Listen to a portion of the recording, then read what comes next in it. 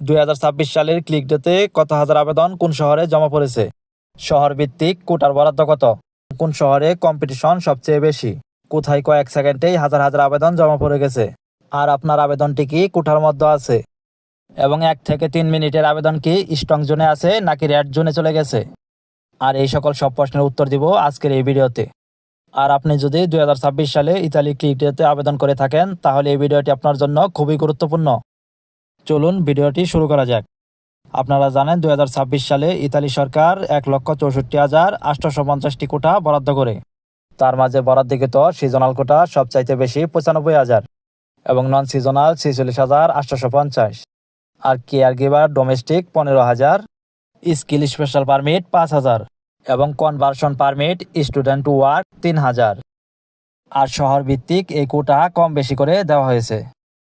2026 সালে বর্তমান পরিস্থিতিতে এখন দেখা যাচ্ছে Rome, Milan, Napoli, Brescia, Turin, Bologna, Lombardia এবং ভেনেতো এই শহরগুলোতে সবচেয়ে বেশি আবেদন জমা পড়েছে। বিশেষ করে ল্যাম্বার্দিয়া ও ভেনেতো অঞ্চলের কম্পিটিশন সবচেয়ে বেশি। আর বেশি কম্পিটিশন হচ্ছে নন সিজনাল ও স্পন্সর ভিত্তিক আবেদনে। কারণ বাংলাদেশ, ভারত, পাকিস্তান এসব দেশ থেকে একই ক্যাটাগরিতে আবেদনের চাপ বেশি।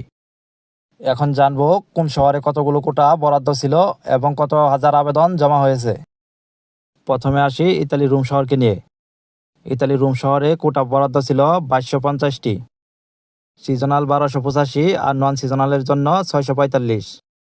কেয়ার গিভারে ছিল 210টি এবং অন্যান্য খাতে ছিল 110টি। আর এই 4টি খাতে 2250টি কোটার মাঝে আবেদন জমা হয়েছে 12,345টি। অর্থাৎ কম্পিটিশন এখানে অনেক বেশি। এখন আসি মিলান শহরকে নিয়ে। মিলান শহরে মোট কোটা বরাদ্দ হয়েছে 2180টি, সিজনাল ও ট্যুরিজম খাতের জন্য বরাদ্দ কোটা 1245টি আর নন সিজনাল ও ডোমেস্টিকের জন্য বরাদ্দ কোটা 620, কেয়ার গিভার 210 আর অন্যান্য কোটা 110। এবং মিলান শহরে আবেদন জমা পড়েছে 15,119টি, যা কোটার তুলনায় 7 গুণ। 3 নম্বর শহরটি হলো নাপোলি। নাপোলিতে কোটা বরাদ্দকৃত হয়েছে 2120টি, সিজনাল ও ট্যুরিজম খাতের জন্য বরাদ্দকৃত 1210 আর নন সিজনাল ডোমেস্টিকের জন্য বরাদ্দকৃত 605 এবং কেয়ার গিভার ক্যাটাগরিতে 200 আর অন্যান্য ক্যাটাগরিতে 105। এবং নাপোলিতে এই 2120টি কোটার মাঝে আবেদন জমা পড়েছে 13,624টি, অর্থাৎ কোটার তুলনায় আবেদন জমা পড়েছে 6 গুণ। এবার আসি 4 নম্বর শহরটি নিয়ে। এই শহরটি হলো তুরিন। তুরিনে মোট বরাদ্দকৃত কোটা হচ্ছে 2050টি, সিজনাল ও ট্যুরিজম খাতের জন্য 1165টি আর নন সিজনাল ও ডোমেস্টিকের জন্য 590টি এবং কেয়ার গিভার 195টি আর অন্যান্য 100টি। এবং এই শহরে আবেদন জমা পড়েছে 10,213টি, যা এর পূর্বের 3 শহরের চাইতে কিছুটা কম। নাম্বার 5-এ আছে পালেরমো। এই শহরে মোট কোটা বরাদ্দ হয়েছে 2000, সিজনাল ও ট্যুরিজম খাতে বরাদ্দ হয়েছে 1140, নন সিজনাল ও ডোমেস্টিক খাতে বরাদ্দ হয়েছে 575 এবং কেয়ার গিভারে 190টি আর অন্যান্য সেক্টরে 95টি। আর এই 2000 কোটার জন্য আবেদন জমা পড়েছে 10,901টি, যা কম্পিটিশন তুলনায় সামান্য কিছুটা কম।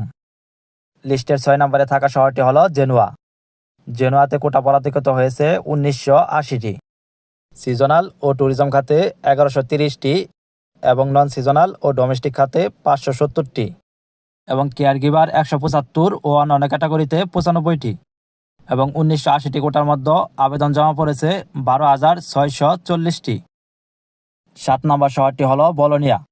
বলোনিয়াতে মোট কোটা বরাদ্দকৃত 1970টি, সিজনাল ও ট্যুরিজম খাতের জন্য 1125টি আর নন সিজনাল ও ডোমেস্টিকের জন্য 565টি এবং কেয়ার গিভারে 185টি আর অন্যান্য খাতে 95টি। আর এই 1970টি কোটার মধ্যে আবেদন জমা হয়েছে 9,330টি, যা অন্যান্য সিটির চাইতে তুলনামূলক কিছুটা কম। এবার আসি 8 নম্বর শহর ফ্লোরেন্স।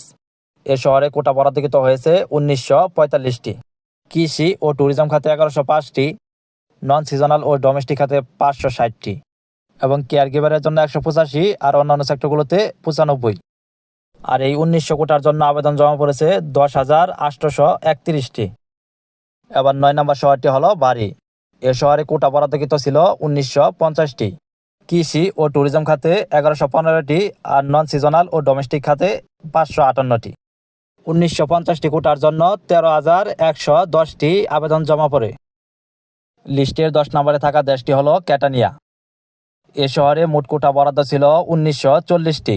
কৃষি ও ট্যুরিজম খাতে 1110টি, নন সিজনাল ও ডোমেস্টিক খাতে 555টি এবং কেয়ার গিভার 175 আর অন্যান্য সেক্টরে 100।